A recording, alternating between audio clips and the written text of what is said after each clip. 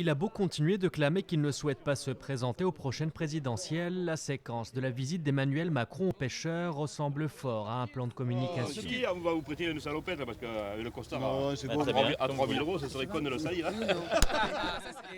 Quelques minutes plus tard, le voici sur une barque en plein milieu du bassin de l'Or, loin du tumulte des manifestations contre la loi travail, pour une relève de filets de pêche. L'anguille est difficile à saisir, mais la symbolique, elle, saute aux yeux et rappelle le déplacement en 2007, dans cette même Camargue, d'un certain Nicolas Sarkozy. La question nous titille les lèvres, alors on la pose au ministre de l'économie, pas de réponse. Ça rappelle un peu quand même l'épisode Camargue avec M. Sarkozy, non ? Oh, rien à voir, là, attendez, il y avait des paillettes, là, on est avec des pêcheurs qui travaillent toute l'année, là, on construit, là. Pourtant, en coulisses, son entourage s'active et son mouvement En Marche prend de l'ampleur. Il revendique 50 000 adhérents.